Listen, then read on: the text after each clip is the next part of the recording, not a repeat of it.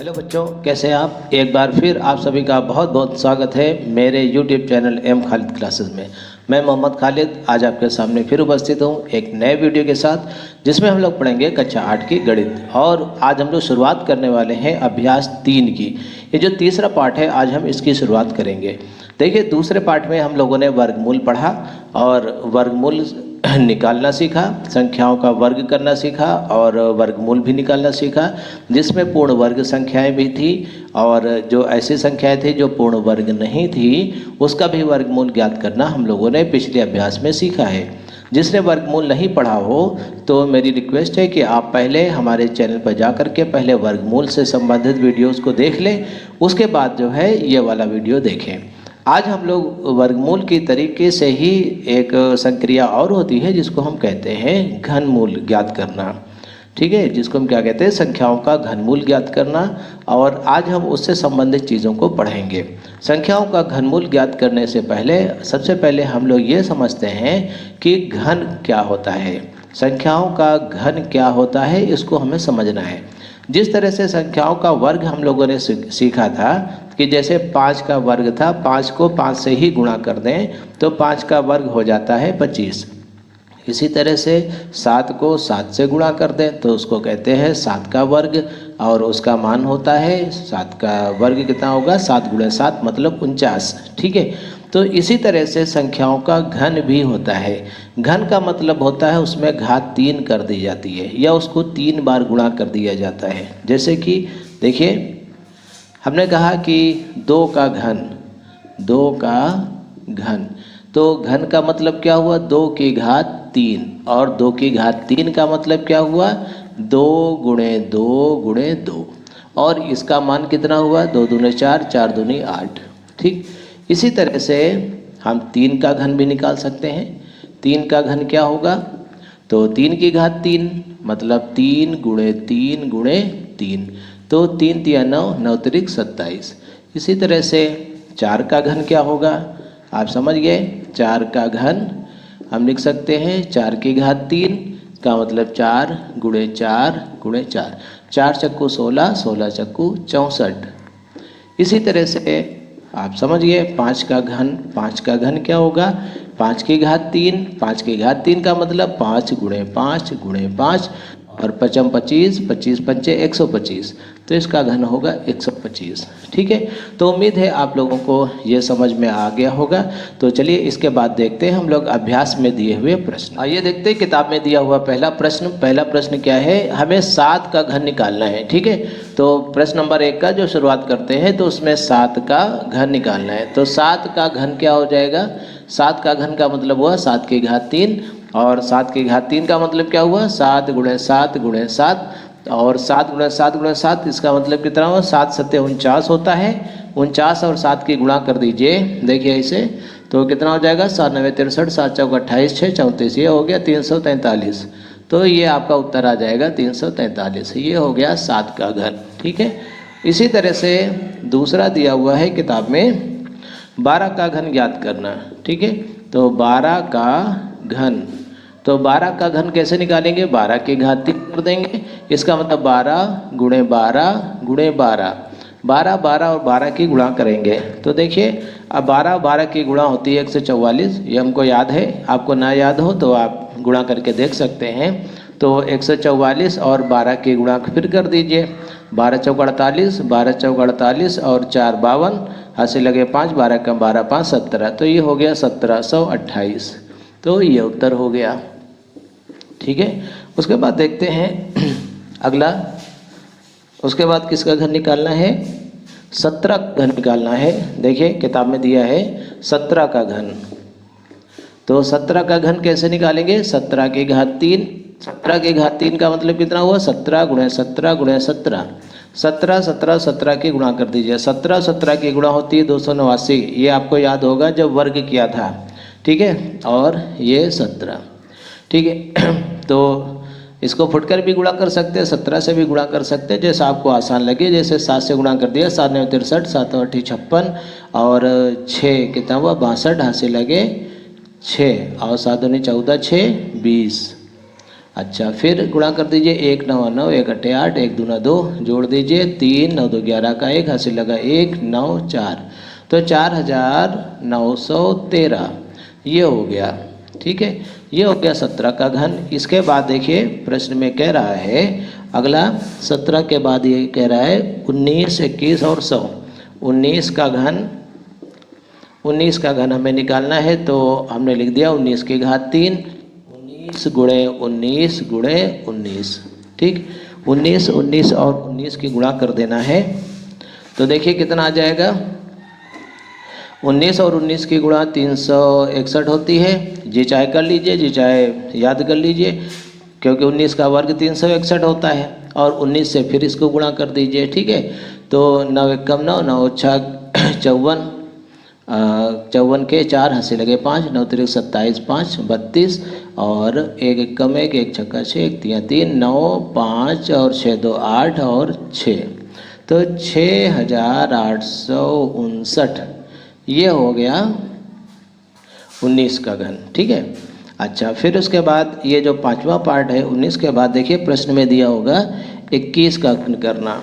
इसका 21 का घन, तो ये जो 21 दिया हुआ है 21 की घात 3 हमने लिखा, 21 गुणे 21 गुणे 21, तो 21 और 21 की गुणा कर दीजिए, कितना होता है 21 और 21 की गुणा 441। हमको याद है 21 का वर्ग 441, वरना आप करके देख सकते हैं। 441 और 21 की गुणा कर दीजिए। ठीक है, तो ऐसे आ जाएगा, तो 2 8 8 ये आ जाएगा, जोड़ दीजिए, तो 9261, तो 9261 ये उत्तर हो गया।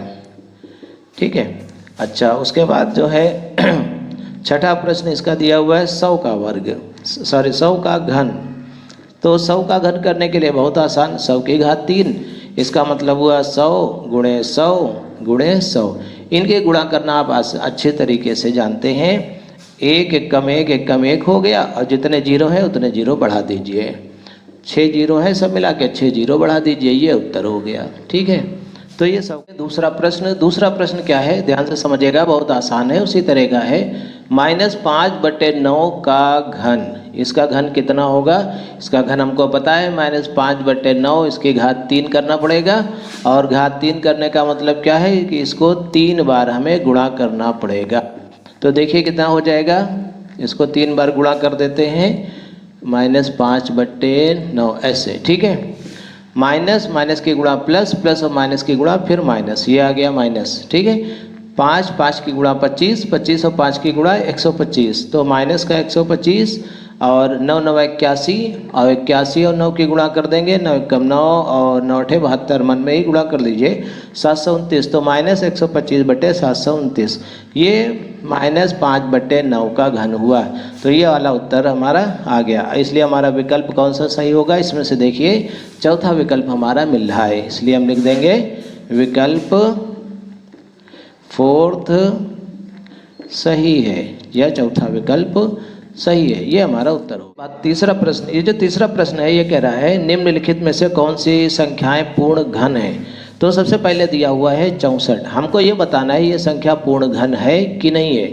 तो सबसे पहले हम देख लेते हैं कि इसको 64 पूर्ण घन है कि नहीं है, इसका हमें पता लगाना है। ठीक है, तो ये जो 64 दिया हुआ है, सबसे पहले हम क्या करेंगे, इसके गुणनखंड करेंगे, इसके अभाज्य गुणनखंड करके देखेंगे। ठीक है, 2 से गुणा करके देखेंगे, 2 3 6, 2 दूनी 4, फिर 2 से काटा 16 आया, आप सबको पता है ये 2 8 16, 2 से काटा कितना आ गया 4, और 2 से काटा 2, फिर 2 से काटा 1 आया। ठीक है, तो ये जो 64 के गुणनखंड हुए ये हो गए 2 गुणे 2 गुणे 2 गुणे 2 गुणे 2 गुणे 2, कितनी बार है देखो 6 बार है इसमें, तो 6 बार है। अब हम इसमें 3 3 का जोड़ा बनाएंगे ऐसे, ये जो 3 3 का जोड़ा जब बन जाए अगर जो, तो हम कहेंगे ये पूर्ण घन है। ठीक है, क्या कहेंगे कि ये पूर्ण घन है, और अगर जो 3 3 का जोड़ा नहीं बनता है तो हम कहेंगे कि ये पूर्ण घन नहीं है। देखिए यहाँ पे 3 3 का जोड़ा बन गया, इसलिए हम सीधा सीधा इसको कह सकते हैं कि ये संख्या पूर्ण घन है। ठीक है, तो 64 क्या होगी, पूर्ण घन है। ठीक, ये आप इसमें लिख सकते हैं। देखिए इसके बाद सेकंड आता है 216। 216 के अगर जो आप गुणनखंड करें तो देखिए कितना आता है। तो 216 के फैक्टर करिए, 2 एक कम 2, 2 अट्ठे 16 ऐसे आ जाएगा। 2 से काटिए 54, फिर 2 से काटिए 27, फिर 3 से काटेंगे 3 9 27, 3 3 9 ऐसे आ जाएगा। ठीक है, ये सभी को पता है गुणनखंड करना।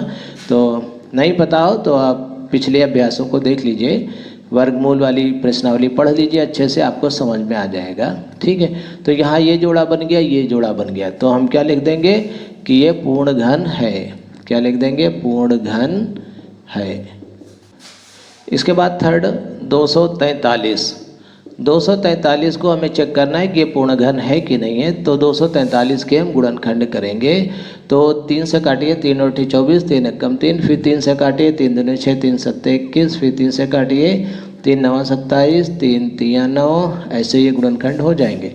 तो देखिए हमने 3 गुणे 3 गुणे 3 गुणे 3 गुणे 3, ये एक 3 का जोड़ा बन गया, ये 3 फुट कर रह गया, इसलिए ये पूर्ण घन नहीं है। पूर्ण घन नहीं है, पूर्ण घन नहीं है। देखिए चौथा पार्ट है 900। हमें चेक करना है कि ये पूर्ण घन है कि नहीं है। तो देखिए जब हमें 100 वाली गिनती मिल जाए, जैसे 900, 500, 800 इस तरह की, तो हम इसको ऐसे लिख सकते हैं 9 गुणे 100। ऐसे आसान पड़ता है। 9 को हमने क्या लिखा? 3 गुणे 3। 100 को लिख सकते हैं 10 गुणे 10। देखिए यहाँ पे 3 3 के जोड़े नहीं बन रहे हैं, यहाँ 2 2 के बन रहे हैं, तो ये पूर्ण घन नहीं है। हम सीधे लिख सकते हैं पूर्ण घन नहीं है। इसमें अभाज्य गुणनखंड करने की जरूरत नहीं, जैसे 2 से काटते थे उसके बाद उससे बड़ी संख्या से काटते थे, तो ऐसा करने की हमें ज़रूरत नहीं है। 10 के फॉर्म में भी हम लिख सकते हैं। 5वां पार्ट होगा मेरे ख्याल से 1728। 1728 के गुणनखंड आपको करने पड़ेंगे। तो 1728 के गुणनखंड कर लीजिए।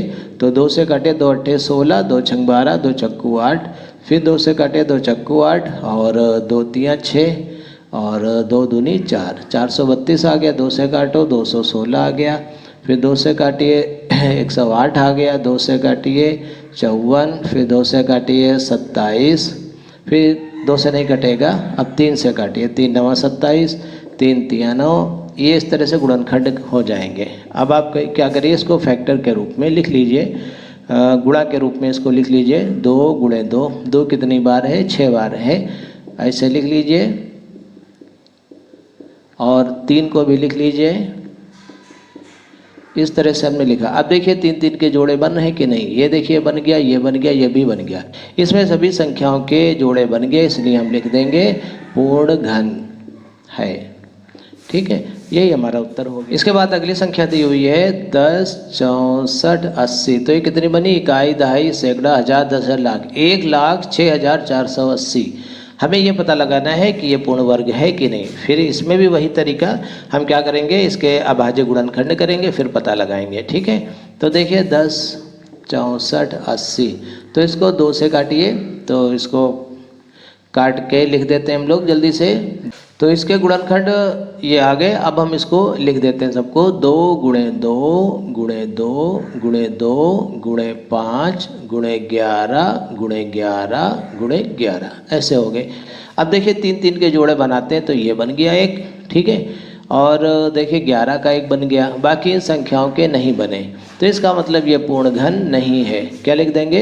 इसमें लिख देंगे पूर्ण घन नहीं है। अगला है 300, ये 7वां होगा मेरे ख्याल से, 363 0 0 0 ऐसे है। तो इसको जब 0 0 वाला मिल जाए तो आप ऐसे लिख सकते हैं इसको 363 गुणे 10 गुणे 10 गुणे 10, इधर इस तरह से 0 0 लिख सकते हैं। 363 के गुणनखंड कर लीजिए। 363 को देखिए कितने से काट सकते हैं? 3 से काट सकते हैं हम ऐसे, और ये 11 से कटेगा, 11 11 में 121 होता है, ये बना।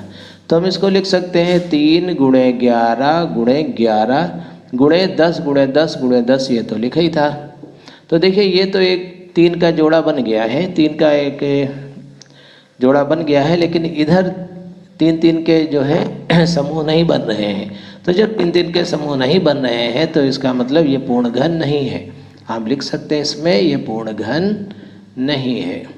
ठीक है, तो ये आखिरी प्रश्न था।